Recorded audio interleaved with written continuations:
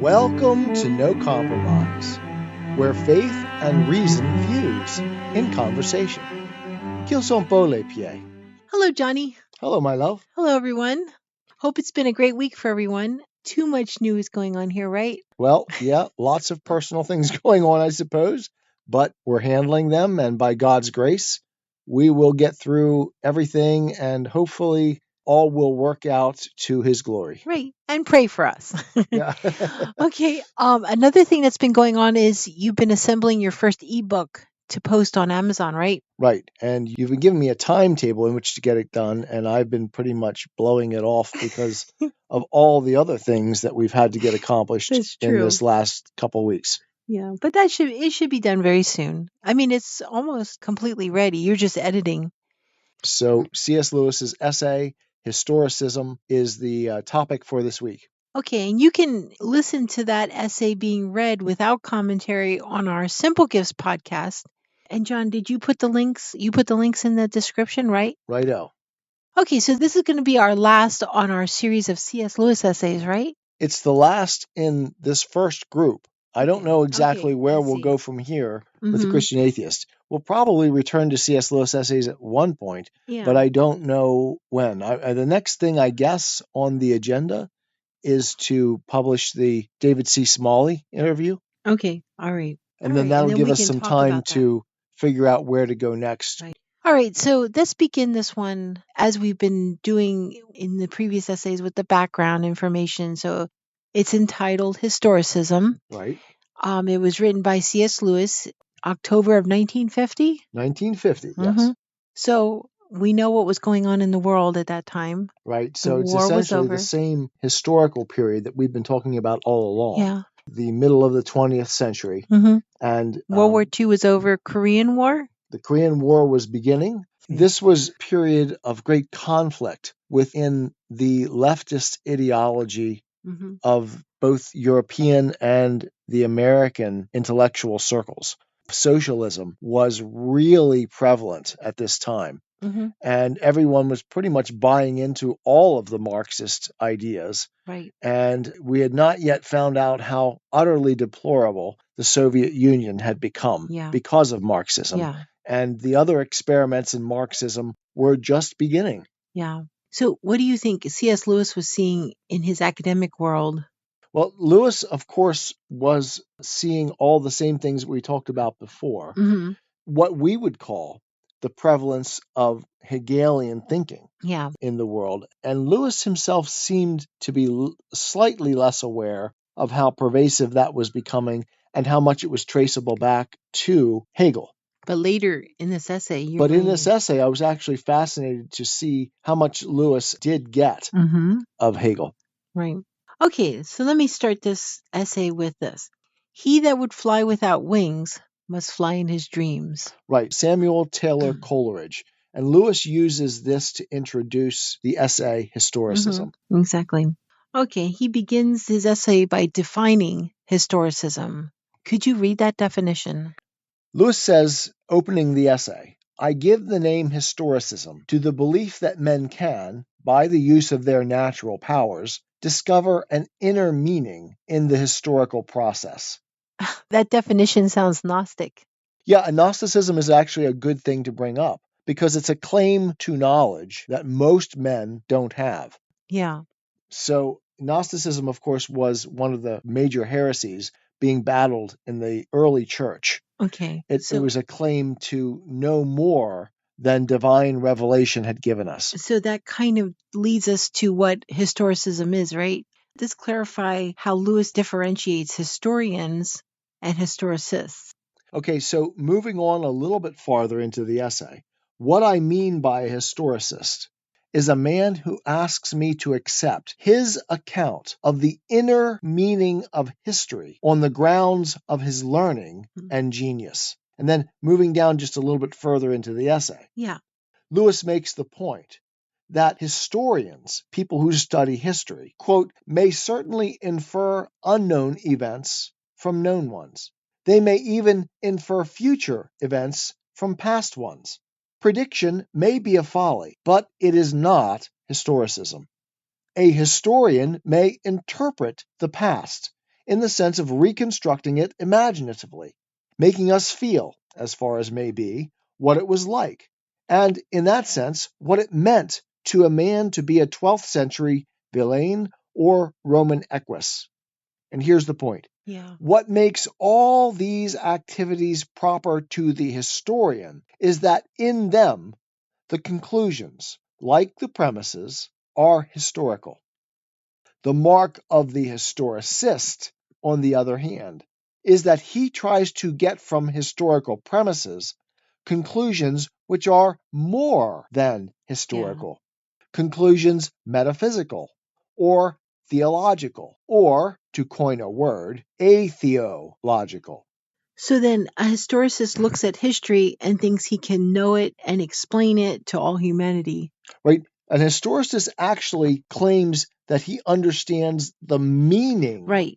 of history. He can explain the deep, profound direction and meaning of all of the historical events of the world. So they're sort of giving you a meta meaning. Yeah. We might very well, as a historian, be able to find out by studying the historical events of Lincoln what it meant that Lincoln was shot. Why was he shot? Who was he shot by? All of these things are things that the historian discovers. But why Lincoln was shot in the broad scheme of history itself, why did that have to take place? That would be something that the historicist might make a point to explain. The necessity. Right.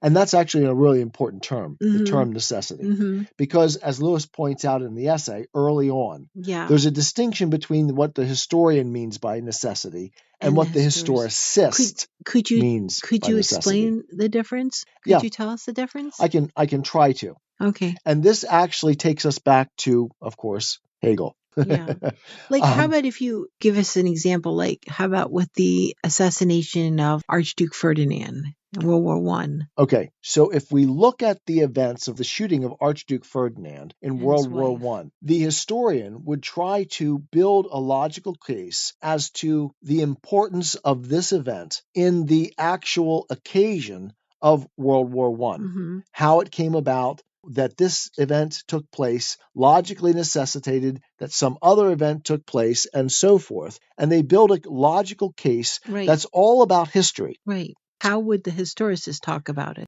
The historicist would say that that event necessarily took place because he understands something about the very nature of reality itself that dictates that history had to develop in precisely the way in which it did, so that all of the things that happened, in fact, happened. So the historicist is looking at history as a way to find meaning for an entire historical or metaphysical structure, whereas the historian is a much more limited viewpoint. Right. He's trying to tell us how historical facts tie together with other facts to reveal the nature of what happened historically. Right. Not the nature of history, broadly speaking, that is, the entire history of humanity, of the world, everything. Yeah, but the part for the whole? Yeah, that's actually a good way of thinking about it. Thank you, my love. The part is what the historians look at, and they try to make sense of the various parts and tie the parts together as well as they can. Right. But the historicist claims to have some sort of knowledge about the whole. Right. And that's ridiculous, Lewis says. We're going to talk about that later, actually. So at this point, Lewis makes an explicit reference to Hegel. Right, which I found fascinating. Yeah, he calls him a historicist. And so in what way does he do this, John? Well, he says, when Hegel saw in history the progressive self-manifestation of absolute spirit, he was a historicist. And what an historicist is then, in terms of like Hegel, is someone who makes the claim that they can see the broad structure of how things are evolving, and as a result, they can tell you what's coming next and why everything had to be exactly what it was. And this is the best explanation of the difference between an historian's notion of necessity as that which ties the events of history together, and the historicist who believes that the unfolding events themselves must follow the pre-existing pattern, which they alone understand. So at this point, we can actually start to make a comparison to what we did last week with the funeral of a great myth. Yeah.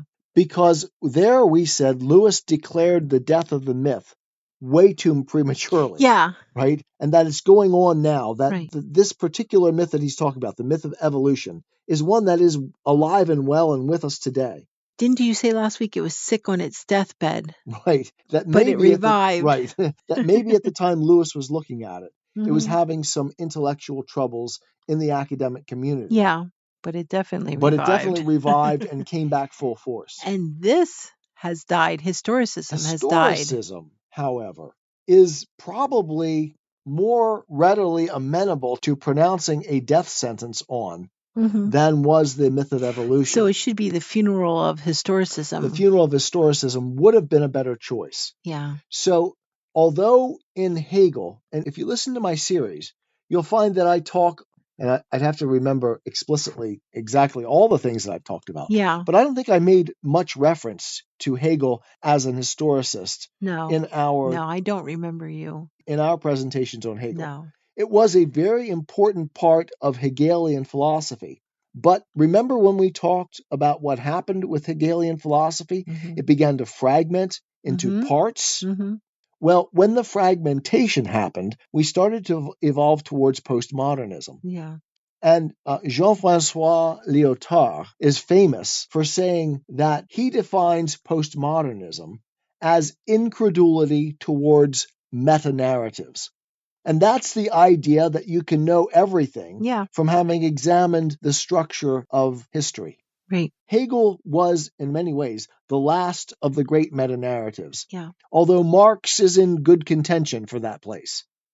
After them, they began to be suspicious of the meta-narratives, and things fell apart from a single structure into the collective centers that we see today in like woke culture. Yeah. So it's not that there is one central narrative. There is the narrative center that is race Marxism and feminist Marxism and fat Marxism. So all of these critical theories have developed their own little intellectual center. Right. And they are competing with one another for the centrality. Right. Because, as we said, no central narrative is now in place. Now we just have a collection of narratives that are battling with one another for dominance. Yeah. Yeah. Okay, so back to the essay. This essay actually caused you to realize that Lewis understood Hegel at a deeper level than you had thought, right? Yeah, when I read this essay, I was actually surprised. Yeah, I think it was last week or the week before, you said that he didn't quite understand Hegel as well as I do. Yeah, and but now you realize you realized it's deeper than you thought. I think I understand now that Lewis had a better grasp of who Hegel was and his vast influence. Yeah. But still, I think, missed some of the importance of Hegel in the historical development, which actually makes the point of historicism. Right. That, as Lewis says, you can't know all that much by examining history. Right. For one thing, you can't predict what's going to happen. He pronounced the death of the great myth in that last one, and he was wrong about that. And now he talks this week about historicism, and he makes us think that this is an important thing, and its importance has essentially evaporated. Yeah. Okay, so Lewis goes on to make a central declaration of his essay. Do you want to read that, John? Right. So picking up with a little farther down from what we read, the contention of this article is that historicism is an illusion, and that historicists are, at the very best, wasting their time. And I would like to just, for a few seconds, jump up above that section and read something that Lewis says here. He says, evolutionism, when it ceases to be simply a theorem in biology and becomes a principle for interpreting the total historical process, is a form of historicism. So this ties into what we talked about last week. Yeah. Funeral of the great myth. That Lewis is recognizing that there is an Hegelian element in both of these things. And the death of the great myth, which he's pronouncing and hoping is really dead, has become more and more important. And the element of historicism that he's analyzing here has become actually far less important in our modern world. In fact, if it hangs on anywhere, it hangs on in the religious circles and in Christian circles. And this essay, I think, serves best as a warning to Christians to be careful about thinking you understand the structure of God's plan and his actions in the world than you do. Okay, so what about Christianity, John? Isn't it like a form of historicism itself? Well, Lewis actually makes an argument that it's not. He says that most people who are secular scholars would tend to interpret Christianity as a form of historicism, but that they're wrong on that point. And it's probably worth spending a few moments talking about why Lewis thinks that's the case. Okay. But if any man thinks that because God was pleased to reveal certain calamities as judgments to certain chosen persons, he is therefore entitled to generalize and read all calamities in the same way, I submit that this is a non sequitur, that is, a conclusion that does not follow from the premises. Moving on just a few lines downward, Lewis says this: but secondly, we must insist that such an interpretation of history was not the characteristic of ancient Hebrew religion, not the thing which sets it apart and which makes it uniquely valuable. On the contrary, this is precisely what it shares with popular paganism. To attribute calamity to the offended gods, and therefore to seek out and punish the offender, is the most natural thing in the world, and therefore the worldwide method.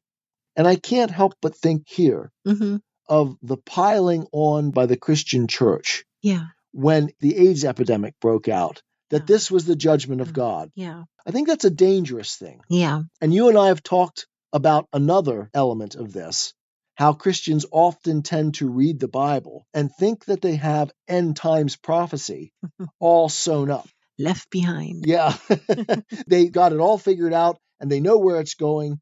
And that is dangerous. And I think Jesus specifically warned us against it. The unraveling of God's purpose will be in his time and in his way. And we must simply wait and allow it to happen. And not think that we have some privileged access because we can read the Bible and interpret it in our way, because those are the most difficult portions of Scripture to understand, for sure. Okay, so moving forward, the distinctive thing, the precious peculiarity of Scripture is the series of divine rebuffs, which this naive and spontaneous type of historicism there receives. And then he says this a little lower: if this sort of historicism survives, it survives in spite of Christianity. We must guard against the emotional overtones of a phrase like the judgment of history. And this we get today, oftentimes, in secular culture, right? The judgment of history. It might lure us into, he says, the vulgarest of all vulgar errors, that of idolizing as the goddess history what manlier ages belabored as the strumpet fortune. That would sink us below the Christian or even the best pagan level. The very Vikings and Stoics knew better. And of course, what we want to point to here is the real danger of historicism. That is the idolization of history, worshiping history as the unfolding spirit of someone like Hegel. And there's a quote you really like, one that shows that Lewis really understood Hegel. Right. So moving on a few more lines into the essay. In the modern world, quite plainly, historicism has a pantheistic ancestor in Hegel and a materialistic progeny in the Marxists. It has proved so far a stronger weapon in our enemies' hands than in ours. So basically, a pantheist, Hegel started it. Right. Marx adopted and promulgated it. Correct. And now it's pervasive in our world through the culture. Was it pervasive back then in Lewis's time? Yeah, I don't know the answer to that, actually. Do you think he would have seen it like you see it today? The Marxists of Hegel's time, the socialists, were certainly historicists. Lewis argues against it, not in the sense that history doesn't have a meaning, but that human beings can grasp that meaning, is what he argues against. Yeah. And certainly, as I said, the Hegelians and the Marxists were holding on to a form of historicism, Mm-hmm. which has, since that time, largely passed away. And I have to be careful here, because it hasn't really died. Mm-hmm. It still haunts us in the same form that we talked about in the myth of evolution, Yeah. that in some sense, everything is getting better, Mm-hmm. right? And so that all we have to do to achieve the imminent utopia is to simply get rid of those things that are holding us back from achieving it, Right. because history naturally evolves towards the better. So in that sense, historicism is tied to the great myth of evolution. Mm-hmm. But for the most part, since the middle of the 20th century, historicism has deeply declined, Mm-hmm. and we've gotten this fragmented sense in which collective centers value their individual things above all else and fight amongst one another for dominance. Okay, so in the essay, Lewis says that to be a historicist, you would have to basically have what you've called in the past the seat of God. Right. And that God's was seat. something that was very Hegelian. Right. You And talked about that. we've belabored that Yep. point in our Hegelian series quite a bit. And Hegel thought as though he could understand all of history from beginning to end Right. and where it was going, Right. something that's either God or Gnostic. Right. So Hegel claimed to be able to understand the whole structure of history, and that it was rationality unfolding itself. Mm-hmm. And that rationality he labeled spirit. Yeah. So Lewis says this, and Mhm. it's worth spending a few seconds reading this. Okay. What appears on Christian premises to be true in the historicist's position is this: since all things happen either by the divine will or at least by the divine permission, it follows that the total content of time must in its own nature be a revelation of God's wisdom, justice, and mercy. Mm-hmm. And we talk about mere Christianity, the idea of the basic understanding of the nature of Christianity. This is one of the fundamental tenets of Christianity. Mm-hmm. God is in control of everything and is in the process of working out his own will and divine plan through history. History is, in that sense, a perpetual evangel. That is the idea of the good news, Yeah. right? The plan of God to redeem mankind. A story written by the finger of God. And then he says this, and this is the whole point of what we're going through this for. If by one miracle the total content of time were spread out before me, and if by another I were able to hold all that infinity of events in my mind, and if by a third miracle God were pleased to comment on it so that I could understand it, then, to be sure, I could do what the historicist says he is doing. And that's the point that I made when I said Hegel is sitting in the seat of God. Yeah. He is claiming to have that sort of knowledge, the sort of knowledge that I've been claiming throughout the Christian atheist, starting with the philosophy of Plato and Socrates, no human being is capable of having. Socrates made the point: we are fundamentally limited and ignorant creatures, and we cannot know the types of things that the historicist is making the claim unless the historicist is sitting in the seat of God. Yep. Yeah. And they're not, because no human being can. Yeah. So at this point, you pretty much skip forward through the essay, huh? Right. With one addition from Yeah. where we're sitting right now. Okay. I do not dispute, Lewis says, that history is a story written by the finger of God. But have we the text? And that becomes the central point on which all of this turns, because we cannot have the text for exactly the reason that we just talked about. Yeah. We cannot sit in the seat of God. Now, what we can have when we get to the very end of the essay is the direct text written to us in our lives. Yeah. Moment by moment, second by second, each and every day unfolds before us.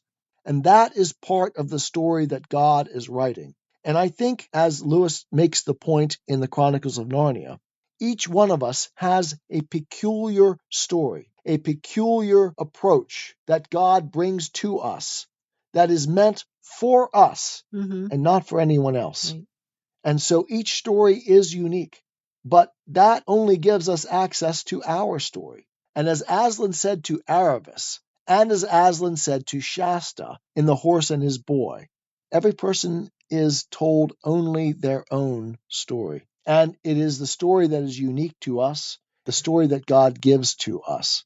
And it is our way to find Him, to love Him, to follow Him, and to be what He made us to be. Mm-hmm. Jesus says that to Peter too. Yeah, I think I know what you're talking about. Could you explain that a little more? Yeah, Jesus says to Peter, when Peter says, "What about this guy over here?" Right. With John, Yeah. what's going to happen to him? He goes, "Don't worry about that. Right. Just do what you're told to do. If I have John live till I come back, yeah, what is that to you? Right. Just you What is keep that? feeding my sheep." And that actually sends shivers up my spine. It really does. Yeah, because my story was incredibly unique. I don't think many Christians could claim my story. Not that it's a good story. I screwed it up royally, but to see and feel God's grace as He brought me through it to where I stand now, I am sure that when eternity comes, I will be the least of Christians. But I'll be there. What grace is that? That is the most wonderful thing in the world because I walked away. I turned my back. I denied Him as Peter did, and worse, I denied Him as Judas did, and He welcomes me home. That is amazing. You haven't cried for a little while. Yeah, it's about time for me to shed some tears on the Christian atheist. No, this isn't the Christian atheist. No compromise.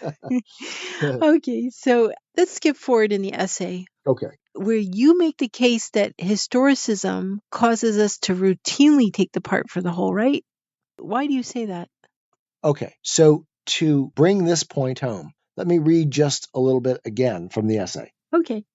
Why should Genghis Khan, Lewis asks, be more important than the patience or despair of some one among his victims? Might not those whom we regard as significant figures, that is in history, great scholars, soldiers, and statesmen, and for me, I think, Billy Graham, the people that we look back on and think of as saints, Mother Teresa. Mother Teresa. We think of these as the great Christians of the world. Why? We are acting as historicists in thinking that, because it may very well be, because God knows the heart, that the greatest among us have been, as Jesus suggested, the least among us. Right. And I can't help but think here of a man in my own experience who died in the last 2 or 3 years by the name of Paul Ginder, who was one of the most humble and simple and kind and gentle but loving disciple of Christ, who lived his life shining that light in a very, very basic way. Why might not he be way ahead of someone else whom we look at and think, oh, now there's a great Christian? He was certainly a better man than me, and I think very well that might be the case. And this is the problem of historicism, of taking the part for the whole. Yeah, it's kind of like a theme that we've been repeating over and over again, that we are limited in our knowledge. Right. And that God sees the whole structure and properly values the parts of that structure, puts them in the proper hierarchical structure. Remember in Paradise Lost, the angel Raphael talking to Adam? Yes, exactly right. So Milton, when he's having Adam have a discussion with the angel Raphael, Raphael tells him that there are some things that are beyond him and that he must be content to know what he can know. Yeah. But that the curiosity is a good thing. But that the pretension to know what you don't know, the seeking to know what you can't know, can be very problematic. And eventually, of course, because we're talking about Paradise Lost, it is that seeking for the forbidden knowledge that really brings about the fall of mankind. The loss of paradise. Right, the loss of paradise. Okay, so to sort of sum up that point, you have a passage from First Corinthians that makes the Socratic point for us better than we could do it ourselves. Yeah, yeah. Yeah, it's 1 Corinthians 8:2. If anyone imagines that he knows something, he does not yet know as he ought to know. Yep, Yeah. and that's perfect. Mm-hmm. It makes the Socratic point for us better than, of course, because it's the Word of God, Exactly. better than we could make it ourselves. Yeah. Lewis goes on and says this: on such a small and chance selection from the total past as we have, so no matter how complete our understanding of history may be, it is just the smallest slice of the smallest slice of the smallest slice of what actually occurred. Mm-hmm. He says, it seems to me a waste of time to play the historicist. The philosophy of history, which is actually a title that Hegel wrote, is a discipline, Lewis says, for which we mortal men lack the necessary data. Nor is the attempt always a mere waste of time. It may be positively mischievous. It encourages a Mussolini to say that history took him by the throat, when what really took him by the throat was desire. Drivel about superior races, or immanent dialectic, may be used to strengthen the hand and ease the conscience of cruelty and greed. And what quack or traitor will not now woo adherents or intimidate resistance with the assurance that his scheme is inevitable, bound to come, and in the direction which the world is already taking? And I can't help but see here the progression of events in the homosexual agenda that has moved us from domestic partnerships to homosexual marriage to drag queen story hour to no gender at all is excessive to the idea that we can choose our own gender and that all forms of sexuality are good, even those with children, and that we are supposed to allow what? Infants now to choose their gender? That we are violating children by pointing out the scientific fact that they are born a male or a female? So the claim still here stands that some of this historicist reasoning remains with us and is part of the reasoning that is undermining the Western structure that has built the most productive and beneficial society that the world has ever known. Mm-hmm. Okay. So, John, let's close this episode. We're getting pretty long now. Let's close the episode by reading something that Lewis says at the end of the essay. And it's something that you really, really, really like, right? And you say it's something very important for us to remember. In the last few paragraphs of this essay, Lewis says this: the scientist studies those elements in reality which repeat themselves. The historian studies the unique. Both have a defective manuscript, but its defects are by no means equally damaging to both. One specimen of gravitation, or one specimen of handwriting, for all we can see to the contrary, is as good as another. But one historical event, or one line of a poem, is different from another, and different in its actual context from what it would be in any other context. And out of all these differences, the unique character of the whole is built up. That is why, in my opinion, the scientist is in a stronger position than the historian who becomes an historicist. It may not be very wise to conclude from what we know of the physical universe that God is a mathematician. It seems to me, however, much wiser than to conclude anything about his judgments from mere history. We ought to be, as a warning, I think, from this essay, very careful about concluding what the meaning of anything is around us, because we're not wise enough to make that claim. And then I think we can end with this point. On certain great events, those embodied in the creeds, we have what I believe to be divine comment which makes plain so much of their significance as we need and can bear to know. So this again is a Socratic point. On other events, most of which are in any case unknown to us, we have no such comment. So it's a warning to Christians. Be careful about claiming too much. And it is also important to remember that we all have a certain limited but direct access to history. We are allowed, indeed compelled, to read it, sentence by sentence, and every sentence is labeled now. I am not, of course, referring to what is commonly called contemporary history, the content of the newspapers. That is possibly the most phantasmal of all histories, a story written not by the hand of God, but by foreign offices, demagogues, and reporters. I mean the real or primary history, which meets each of us moment by moment in his experience. It is very limited, but it is the pure, unedited, unexpurgated text, straight from the author's hand.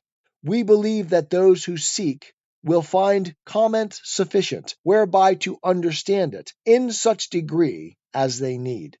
And what this means is that God works in the life of each individual human being to bring them to Him as only He can do, because He understands not just the whole of history, but the heart of each individual human being.